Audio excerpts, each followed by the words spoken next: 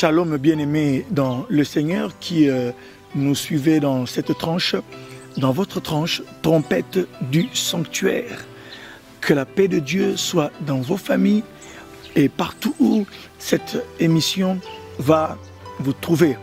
Que le Seigneur, le Dieu des armées, le Dieu tout-puissant, le Dieu de l'Alliance, puisse vous parler en ce moment où vous allez nous suivre. Nous sommes en train de parler de la maison du potier. Nous avions pris notre lecture dans Jérémie 18. Vous vous rappellerez que Dieu a dit au prophète Jérémie, « Descends dans la maison du potier, et là je te ferai entendre ma parole. » Et lorsque Jérémie va dans la maison du potier, il y trouve un potier, le potier en train de travailler sur un tour avec une masse d'argile. Et le vase qu'il faisait a raté et à cause, comme il arrive souvent à l'argile, tel que le dit la Bible, et le potier a commencé à refaire un autre vase avec la même masse d'argile. Et alors, le Seigneur a dit alors à Jérémie, la parole de l'Éternel fait de ça à Jérémie en lui disant, que ne puisse pas ainsi faire avec vous, maison d'Israël, comme le potier agit envers l'argile. Tantôt je parle à une nation de bâtir, de bénir, mais lorsque cette nation se détourne de moi, je me repens du bien que je veux lui faire. Et tantôt aussi le Seigneur parle de punir, mais il dit à Jérémie, tantôt je parle de punir, mais lorsque cette nation se répand, moi aussi Dieu, je reviens de ma position initiale et je donne la bénédiction. Mais comme je vous l'avais expliqué la fois passée, ce chapitre de Jérémie parle de l'impénitence d'Israël. Dieu reproche à Israël son impénitence par rapport à tous les avertissements que Dieu lui a fait.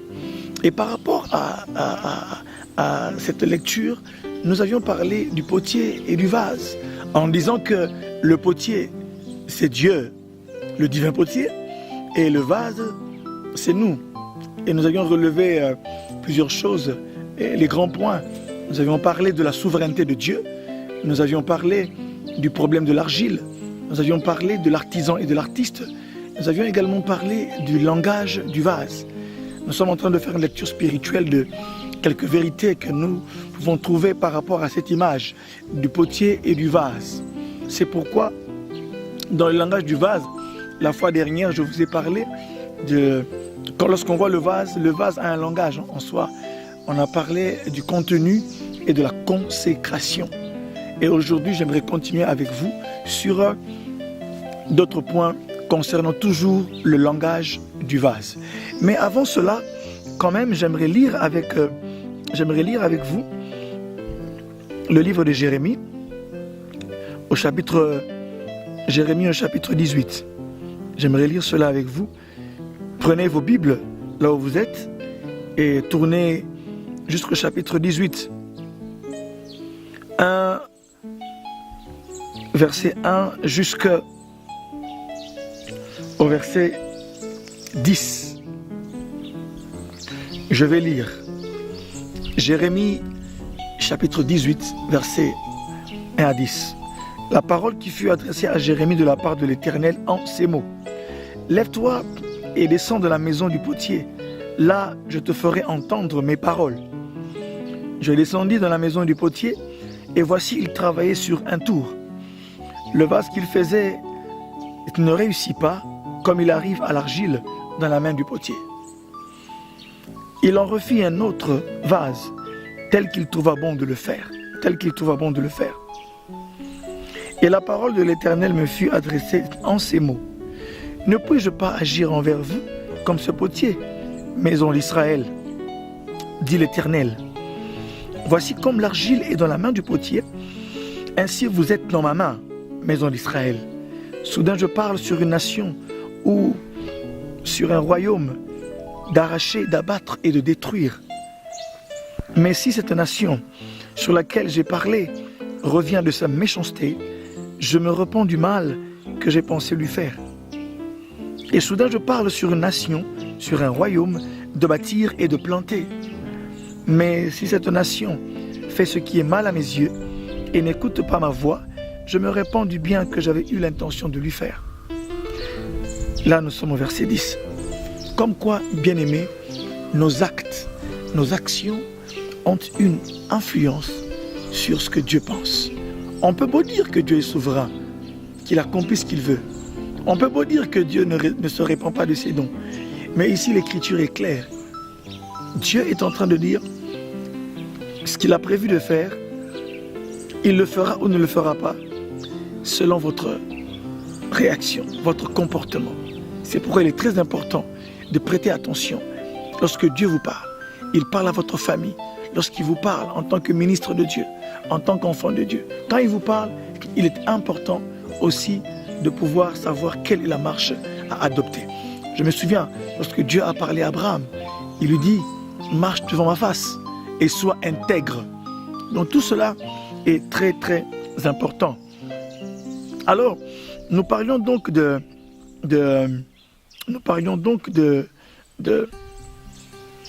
langage du vase comme grand point.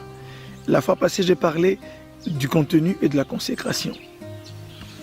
Maintenant, aujourd'hui, je vous parle d'un autre point aussi important que les autres. J'aimerais parler de la race. Donc, si vous voulez, vous qui me suivez depuis, un autre langage du vase, c'est que le vase parle de la race. Alléluia. Le vase parle de la race. Écoutez mes frères, lorsque vous lisez au chapitre 4, au verset 4 de Jérémie 18, et ce verset dit que le potier refait le vase qui a raté comme bon lui a semblé. Ce qui implique une différence. Lorsqu'il était en train de faire ce vase, et Jérémie dit le vase qu'il faisait avait raté, comme il arrive à l'argile dans la main du potier. Mais ici, et Jérémie ajoute en disant, le potier prit la même pâte d'argile et il a décidé de refaire un vase comme bon lui semblait être. J'aime ici souligner la précision, comme bon lui semblait. Donc, selon sa volonté. Souvenez-vous que j'ai parlé de la souveraineté du potier. Il fait ce qu'il veut.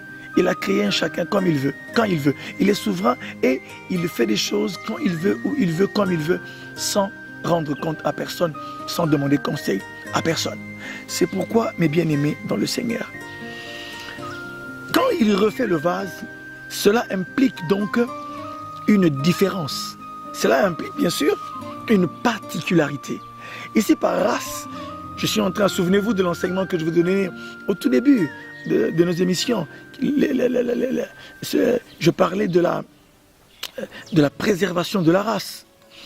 Souvenez-vous que dans 1 Pierre 2, verset 9, il est écrit, mais vous au contraire, vous êtes un peuple acquis, vous êtes une nation sainte, vous êtes une race élue, un sacerdoce royal. Dans tout cela, Dieu parle de race. Et j'aimerais ici vous dire une chose. Lorsque vous lisez 1 Pierre 2, verset 9, il parle de race. Et regardez une chose. En parlant de peuple, il dit un peuple acquis. En parlant de nation, il parle de nation sainte. Et en parlant de sacerdoce, il qualifie le sacerdoce de royal. Mais en parlant de race, il met élu. Il parle d'élection. C'est-à-dire que c'est Dieu, c'est Dieu qui choisit qui vous serez, comment vous serez, quelle sera votre particularité. Sachez que ce que vous êtes aujourd'hui est une particularité. Tous les vases, lorsque le potier est en train de faire ses vases, sachez que lorsqu'il les fait avec un but et il les fait avec une utilité. Il les destine à une utilisation, à une décoration, à tout ce que vous voulez. Le vase n'est jamais fait pour rien. Et c'est pour dire que si vous avez été fait par Dieu, créé par Dieu. Vous avez été créé pour être utile à quelque chose ici sur la terre. Écoutez mes frères et mes sœurs, en parlant de race, on parle de particularité, de singularité. Nous avons aujourd'hui, prenons l'exemple des chiens. Lorsque vous avez des chiens, dans les chiens, vous avez des races bergers allemands, vous avez des danois, vous avez des teckels, vous avez des caniches, vous avez des pitbulls, vous avez aujourd'hui des rottweilers, vous avez il y a plusieurs sortes de races. Vous avez toutes ces races-là, mais tous ces animaux sont des chiens. Vous avez des bulldogs, ils sont tous des chiens. Vous avez des dobermans, ils sont tous des chiens, mais de races différentes. C'est ce qui veut dire qu'ils ont une singularité. Et chaque race a sa particularité, chaque race a sa façon d'être et son comportement. J'aimerais pour cela lire avec vous qu'est-ce qui crée la race. Lisons 2 Timothée 2, 19 jusqu'à 21. Ce passage de Timothée confirme cela d'une autre manière en parlant de la vaisselle. On parle ici des vases en or, en argent, en bois. Ces matières-là font forcément allusion à la sorte et à l'espèce ou à la race. J'aime ce que dit Timothée. Il dit, j'aime ce que l'épître de Timothée dit. On dit ici que Dieu, dans une grande maison, il n'y a pas seulement des vases en or, il y a aussi des vases en argent, il y a aussi des vases en terre, en bois.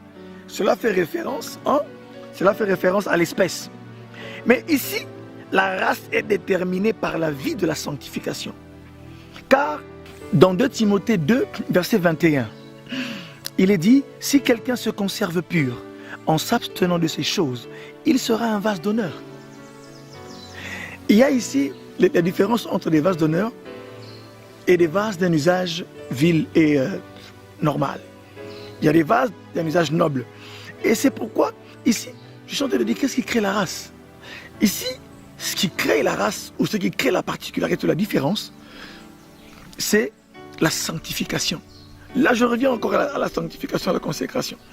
Souvenez-vous de ce que j'avais dit la fois passée, que celui qui se conserve pur, il sera comme un vase utile, propre, il sera propre à toute bonne œuvre, il sera utile au maître. Et ici encore, remarquez qu'on dit celui qui se conserve pur en s'abstenant de ces choses. Donc l'apôtre Paul a parlé à Timothée, celui-là il sera un vase d'honneur. Ici, vous pouvez aussi déterminer votre race. Alléluia. Vous pouvez déterminer qui vous êtes par votre façon de vous comporter. Ici, celui qui s'abstient, celui qui se conserve pur, il détermine sa race. C'est-à-dire qu'aujourd'hui, nous avons entre nos mains, nous avons notre race dépend de notre comportement. Notre race dépend de notre comportement. Et l'usage que Dieu fera de nous dépend de la manière dont nous allons nous purifier. Celui qui se purifie encore. Souvenez-vous que je vous ai promis un enseignement sur Samuel, où je parlerai du Naziréat, celui qui se conservera pur. Remarquez qu'à l'époque de Samuel, il y avait des fils d'Élie, du sacrificateur Élie, qui étaient des vauriens, des hommes qui ont souillé le sacerdoce, qui faisaient du mal. Même dans le temple, ils profanaient les offrandes, ils profanaient le sanctuaire de Dieu. Mais il y avait un jeune homme que Dieu avait appelé, qui s'appelait Samuel. Et il s'est comporté différemment. Il était revêtu d'un éphod de lin. Il dormait à côté de l'arche. Lui n'a pas suivi la voie des fils d'Élie, malgré qu'ils étaient là. Il y avait Élie, leur père, qui ne disait rien. Mais Samuel était lui un consacré, parce que sa mère l'avait consacré. Et lui aussi avait compris le sens de tout cela. Et il était resté tout droit. Il était resté pur dans sa conduite et n'a jamais imité la conduite des fils d'Élie. Laissez-moi vous dire que la conduite du monde ambiant, que le comportement, comme on dit aujourd'hui, que les mauvaises compagnies corrompent les bonnes mœurs. Mais je peux aussi vous dire que celui qui connaît sa race ne se laissera pas corrompre par les mauvaises mœurs de son époque. J'aime ce que l'apôtre Pierre dit. Il dit, sauvez-vous de cette génération perverse et corrompue. Nous avons le devoir aujourd'hui, en tant que vaches de l'Éternel, si nous voulons que Dieu nous utilise d'une manière honorable et noble, parce qu'il y a des grands défis qui se posent à nous aujourd'hui. Il y a des grands problèmes dans notre génération. C'est pourquoi Dieu a besoin d'hommes et de femmes qu'il veut utiliser puissamment. Mais comment va-t-il mettre de la puissance?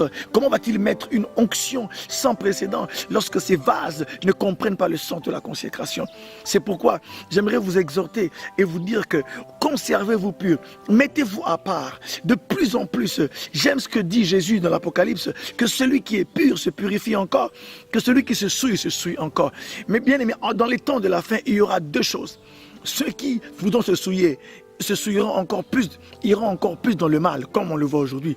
Mais ceux-là qui prendront la décision de se purifier, de se sanctifier, eh bien, le Seigneur va leur faire une grâce particulière. Ils pourront encore vivre les mystères, ils pourront vivre la grâce de la sanctification, car ils auront compris que Dieu a besoin de vases. C'est une question de vases en ce temps. Dieu a besoin de pasteurs, a besoin de chrétiens, a besoin des hommes et de femmes qui veulent aujourd'hui se considérer comme des vases d'honneur. Le vase d'honneur, c'est qu'à un moment donné, telle place, telle conversation, telle parole ne conviennent pas à sa bouche. Le vase d'honneur sait qu'il y a des choses que lui ne peut pas faire à cause de sa race. Laissez-moi vous dire, j'ai lu dernièrement, on m'a envoyé une image sur les réseaux sociaux. Il y a un lion qui rugissait et on a écrit, il y a une parole qui accompagnait cette image du lion. Et le lion disait, quel que soit,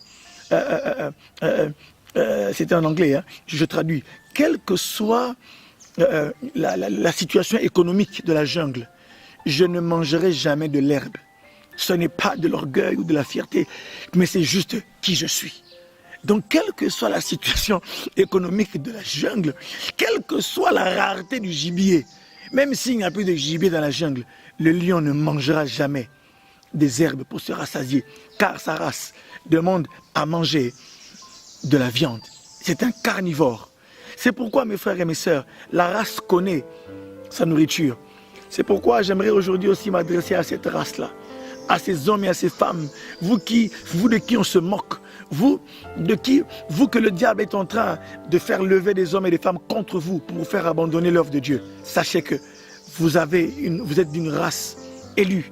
Cette race, c'est Dieu qui l'a choisie. Il vous a choisi pour être parmi la race d'hommes et de femmes qui vont accomplir des exploits. Car il est écrit, avec Dieu, nous ferons des exploits. Et il écrasera nos adversaires. Puis remarquez, toutes les personnes qui ont agi vaillamment avec le Seigneur dans la parole de Dieu, elles ont eu la notion de la race. Et ces personnes se sont mises à part, que vous le vouliez ou non. Regardez Moïse, regardez Abraham, regardez Paul, regardez Pierre. Ce sont des gens qui étaient à part et ils ont compris le sens de leur appel.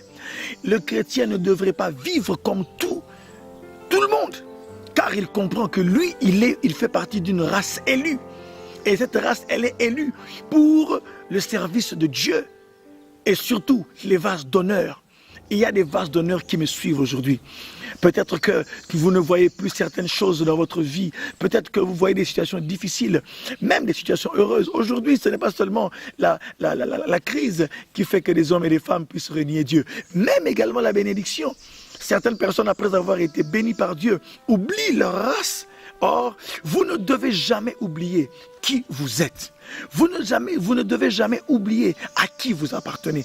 Vous ne devez jamais oublier quelle est votre nature, à quoi vous avez été destiné. Vous avez été destiné aux exploits. Vous avez été destiné à accomplir des actes puissants. Vous avez été destiné à être des signes et des présages. Regardez Jean-Baptiste, un homme qui avait compris sa race. Sa race était une race d'hommes qui devait être confiné dans le désert. C'est pourquoi la Bible dit qu'il parut un homme. Bien aimé, après un silence de plusieurs siècles, alléluia, il parut un homme, Jean-Baptiste, qui était venu pour préparer le chemin du Seigneur. Or, lorsqu'on lui a demandé qui es-tu le Messie, il a dit non. Es-tu celui qui devait venir? Il a dit non. Mais qui es-tu? Il dit, je suis la voix de celui qui crie dans le désert. Repentez-vous, aplanissez les chemins du Seigneur, comblez les vallées, aplanissez les montagnes, rendez droit les chemins tortueux. Il a dit, je suis la voix de celui qui crie dans les déserts. C'est pourquoi, mes frères et mes sœurs, j'aimerais m'adresser fortement à la race de Dieu. Car aujourd'hui, tout ce que vous voyez, les hommes comme Daniel, ils ont compris qu'ils étaient de la race. Même lorsqu'ils étaient à Babylone, dans une ville idolâtre. Mais Daniel et ses compagnons sont restés fidèles à Yahweh.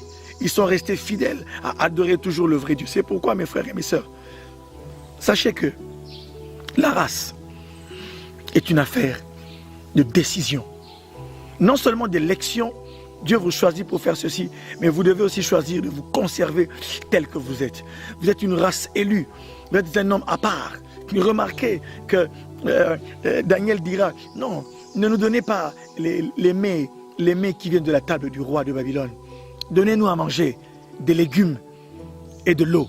Vous verrez que nous serons toujours en bonne santé. Alléluia. Qui sont ces hommes et ces femmes qui vont refuser aujourd'hui le confort, qui vont refuser le traitement du roi pour conserver leur race, pour conserver sa race, mes frères et mes sœurs, il faut une certaine nourriture. Pour entretenir sa race, il faut des décisions. Vous devez prendre des décisions aujourd'hui de vous séparer du mal. Vous devez prendre des décisions non seulement après vous êtes séparé du mal, passer à un autre niveau de consécration. Vous devez passer à un autre niveau de consécration. Pas parce que vous avez péché, mais c'est parce que vous voulez ressembler à Christ. Mais c'est parce que vous voulez être en intimité avec lui. Vous devez comprendre que votre race implique beaucoup de choses.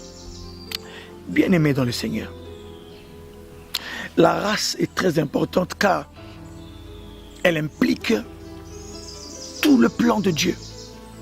Si les hommes n'avaient pas compris leur race, des hommes comme Jean, ils ont compris qu'ils sont de la race élue. Malgré la persécution, ils n'ont pas cédé.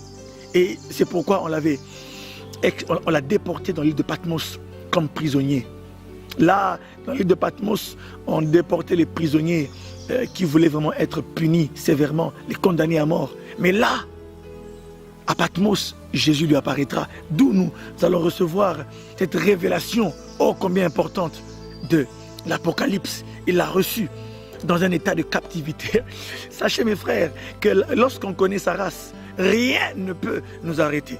Même pas le système de ce monde, même pas la persécution, car vous portez en vous un principe supérieur, car vous avez en vous un esprit supérieur qui dirige et qui diligente vos actes, qui est en train de conduire votre destinée, car la race de Dieu a une destinée à part. C'est pourquoi, mes frères et mes sœurs, on peut vous considérer captif par les hommes, mais par l'esprit, c'est un homme libre. J'aime ce que dit l'apôtre Paul, malgré ses chaînes, il dit, mais l'évangile n'est pas captif. Car même dans les chaînes, il était en train d'évangéliser. Il écrivait des lettres. Il était encore utile. C'est pourquoi, mes frères, n'abandonnez pas votre race. Ne reniez pas votre race. J'aime ce que dit Asaph dans le psaume 73. Il dit, si je me disais de parler comme les autres, oh, je trahirais la race. Je trahirais la race. C'est pourquoi j'aimerais vous dire, ne trahissez pas la race. Aujourd'hui, le vase parle de la race. Deuxième chose, qu'est-ce qui crée la race? C'est la volonté de Dieu. C'est pourquoi j'ai parlé d'élection. Écoutez, le potier décide, l'argile rate et il décide de refaire autre chose. Alléluia. Souvenez-vous lorsque j'ai parlé du problème de l'argile. L'argile, c'est le symbole de la faiblesse de l'homme, du caractère éphémère de la vie de l'homme, de la fragilité de l'homme. C'est pourquoi, même lorsque l'argile rate, même si par votre péché, vous avez raté d'accomplir la volonté de Dieu il y a 2 ans, 3 ans, 5 ans, 10 ans. Même si hier vous avez péché de tomber, relevez-vous. Car le Seigneur fait entendre sa voix. Qu'en ce moment-ci, il veut récupérer son armée. Même si votre péché est connu, même si ce que vous avez fait s'est répandu dans la ville, mais revenez à Dieu. Même si aujourd'hui les hommes ne prêtent pas attention à vous, mais tenez plutôt compte de la vie de Dieu. Je suis de la race de ceux qui pensent que ce que Dieu pense de moi est plus important que ce que les hommes disent. Quoi qu'il en soit, d'abord ce qui est important, ce que Dieu pense. Que pense-t-il de vous? Et regardez, lorsqu'il décide de refaire, et j'aime ce que dit Jérémie 18, verset 4, le vase qu'il faisait a raté, comme il arrive à l'argile, entre les mains du potier. Mais l'essentiel, demeurait dans les mains du potier. Ne quittez pas les mains du potier. N'abandonnez pas votre église. N'abandonnez pas votre Seigneur. Restez entre les mains de votre Seigneur. Restez attachés à vos conducteurs. Restez attachés à votre mentor. Restez attachés à votre Père spirituel. Car en restant attachés ainsi à eux, vous êtes en condition d'être recréés par Dieu. Sachez, mes frères et mes sœurs, que la volonté de Dieu recrée la race. Vous êtes une race élue. Élu par Dieu, par sa seule volonté souveraine. Et il peut décider encore de refaire des choses avec vous. Pierre avait renié Jésus. Alléluia. Judas a vendu Jésus et il s'est suicidé. Il est mort. Mais Pierre a renié Jésus, mais il est resté encore. Quand il a revu Jésus, Jésus lui a dit, m'aimes-tu? Oui, je t'aime, Seigneur. M'aimes-tu? Simon, fils de Jonas, alors paie mes brebis. Nous sommes des êtres en devenir. Votre faute d'aujourd'hui ne doit pas condamner votre destinée. C'est pourquoi, mes frères et mes sœurs, le diable essaiera toujours de vous abaisser. Mais vous, regardez à ce que Dieu pense de vous. Et Pierre sera celui qui aura les clés du royaume. Alléluia. C'est lui qui va se lever à la Pentecôte pour parler avec les 11. C'est Pierre qui va aller parler à Corneille. Et imaginez-vous si il s'était suicidé à cause de ce qu'auraient dit les hommes, que toi tu as renié le Christ, que toi tu as fait ceci. Mais Pierre est resté toujours dans le cadre, dans les mains de son Seigneur. Et Dieu l'a utilisé. C'est pourquoi, aujourd'hui, je vous ai parlé de la race. Le vase parle de la race. C'est pourquoi, revenons à Dieu. Que le Seigneur nous aide à pouvoir nous conduire au milieu d'une génération perverse et corrompue, à nous conduire de manière digne, à l'exemple de Lot, de Daniel, Méchach, Shadrach et Abednego, car Dieu honore ceux qui l'honorent. À l'exemple de Paul, de Pierre, à l'exemple de Jean, à l'exemple de tous ces chrétiens comme Étienne, qui sont restés entre les mains du Seigneur. Que Dieu vous bénisse et qu'il bénisse tout ce que vous avez et qu'il vous relève et qu'il continue de vous utiliser. Que la paix soit avec vous. À la prochaine fois. Amen.